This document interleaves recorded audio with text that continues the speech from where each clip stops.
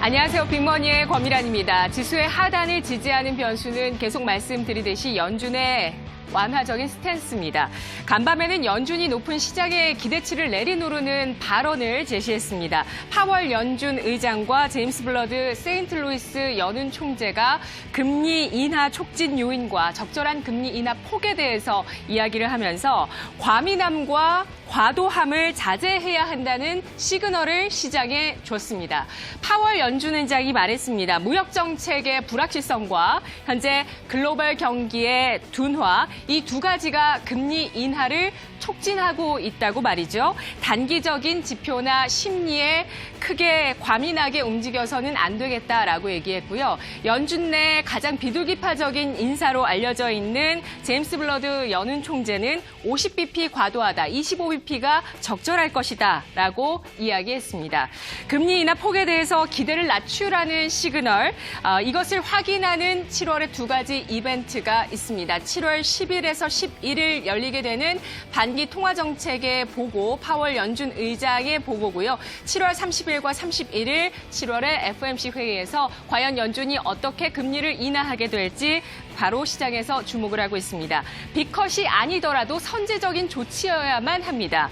오늘 신한금융투자는 이 마이너스 금리 채권 발행 규모가 현재 사상 최대치 규모를 경신하고 있는 움직임에 대해서 분석을 하면서 이 같은 시장 동향이 안전자산 선호 심리의 강화 현상이다라고 얘기하면서 또 일종의 버블이라고 볼 수 있다라고 이야기를 했고요. 또 한편으로 미국 경기, 잘 나가던 이들의 경기가 위험하다라는 신호가 될 수 있겠다라고 분석을 했습니다. 그리고 7월에 금리 인하 카드를 빼내들 준비를 연준은 마쳤다면서 페드의 조치가 불황을 앞선 선제적인 조치가 될 것인지 동행 혹은 후행하는 조치인지에 따라서 시장의 환경이 급변할 것이다 라고 분석했습니다. 연준의 금리 인하, 과연 그 폭이 얼마일지 또 선제적인 조치가 될 수 있을지 중요한 시점이고요.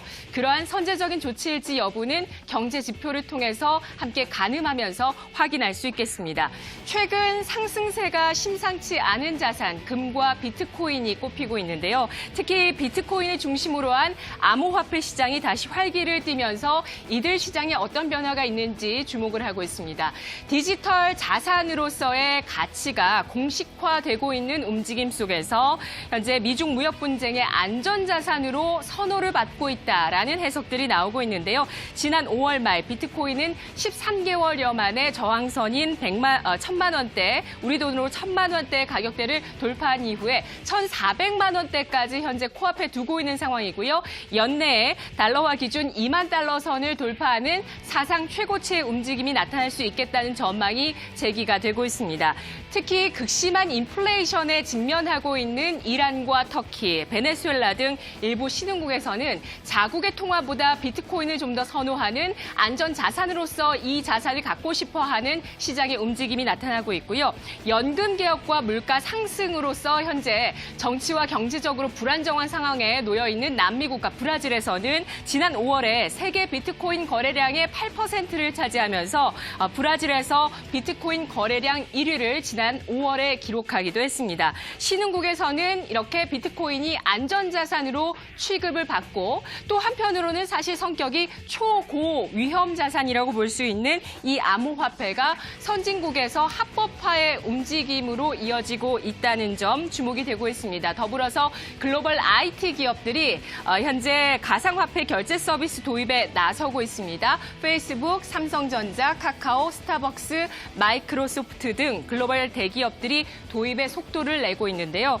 페이스북은 리브라 출시, 이것이 어쩌면 기축통화인 달러화의 지위를 흔들 수도 있겠다는 위협감마저 나오고 있습니다. 지난 18일 일단 페이스북에서는 이 블록체인 자회사 칼리브라에서 백서를 공개했습니다. 리브라에 대한 백서를 공개하면서 전 세계가 신뢰할 수 있는 디지털 화폐를 만들겠다는 취지를 밝혔습니다.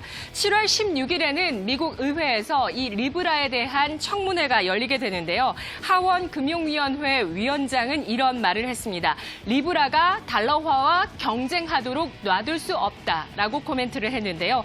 24억 명의 사용자가 있는 페이스북이 발행하는 디지털 화폐가 달러화 같은 기존의 화폐 금융제도를 위협할지도 모른다는 우려감을 내비치고 있는 것입니다. 어쩌면 사실 리브라는 이 개인정보 사태와 또 유저의 감소세가 일어나고 있는 페이스북이 내놓은 고육지책일 수도 있습니다. 하지만 이제 화폐와 금융 영역에서 기업이 국가보다 더 신뢰할 수 있는 존재가 될 수도 있다. 또 편리함을 제공할 수 있는 그러한 IT적인 서비스가 있다라는 것에서 이렇게 되었을 때 진짜 세상을 뒤집을 수 있는 혁명이 도래할 수도 있지 않을까 하는 하나의 가능성이 현재 시장에 제기가 되고 있는 것인데요. 조금 더 얘기해 보겠습니다. 사실 한 국가의 화폐는 국가의 신뢰도에 따라서 운명이 결정되고요. 따라서 국가의 신뢰도가 바닥에 떨어지다 못해 통제 불능, 회복 불능의 상태가 됐을 때는 이 화폐는 휴지 조각에 불과합니다. 불과 몇 세기 전만 하더라도 일개 정부에서 발행하는 지폐는 전 세계에서 신뢰도가 높게 거래가 되지 않았었고요.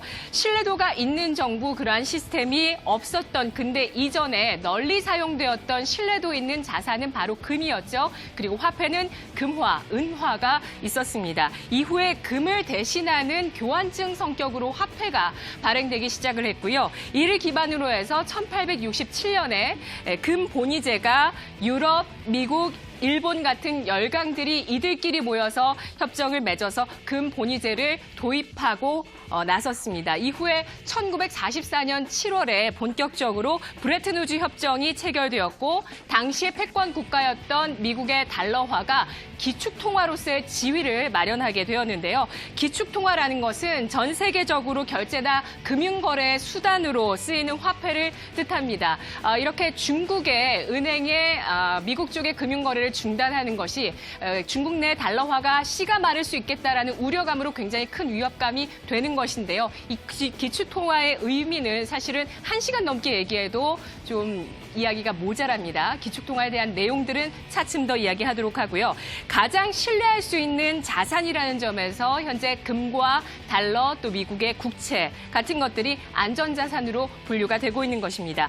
역사상 기축통화의 수명은 100년 안팎이었다고 합니다. 15세기 말에 포르투갈의 화폐가 약 80년의 수명이 있었고 이후에 스페인 화폐가 110년 그리고 금 본위제와 함께 했었던 영국의 파운드화가 105년을 세상을 지배했었고 달러화가 기축통화가 된 지는 올해로 75년째인데요. 사실은 암호화폐보다도 달러화의 지위를 무너뜨리고 싶은 것은 위안화 중국 쪽입니다. 그 이유는 기축화폐를 가져야, 기축통화를 가져야 그야말로 진정한 패권 국가가 될 수 있기 때문입니다.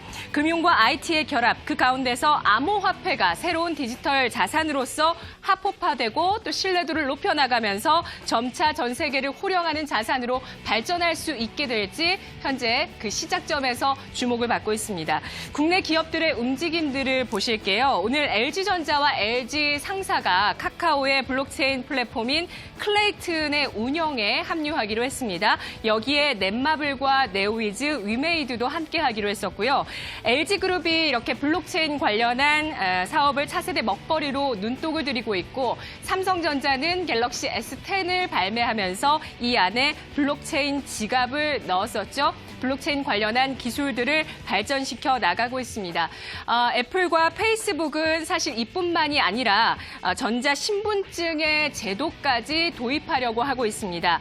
자신들이 발급하는 전자신분증 가지고 은행 업무, 여행, 그리고 디지털 서명과 회사 설립, 이어서 납세와 쇼핑까지 모두 가능한 그러한 시스템을 만들려고 하는 프로젝트를 하고 있는데요. 화폐도 모자라서 전자 신분증까지 넘보고 있는 글로벌 IT 기업입니다. 여러분은 이들을 신뢰하실 수 있으시겠습니까? 자, 지금 이 시점 이것이 현재 이 기업들의 버블의 정점이 될 것인지 아니면 또 새로운 버블의 시작점이 될 수 있을 것인지 그 판단이 매우 중요합니다. 여러분은 은행을 신뢰하시겠습니까? 글로벌 IT 기업을 신뢰하시겠습니까? 신뢰하십니까? 아니면 국가를 신뢰하십니까? 혹은 기업을 신뢰하십니까? 우선 페이스북의 행보가 주목되고 있는 만큼 향후 리브라가 도입될지 여부 함께 살펴보시고요. 현재 관망세가 짙은 시장 속에서 암호화폐 관련주가 이틀째 강세를 기록하고 있는 모습입니다. 불확실한 시장 상황 속에서 지수는 부합권에서 움직이고 있습니다. 오늘 시장 상황 김도원 아나운서와 함께 알아보겠습니다.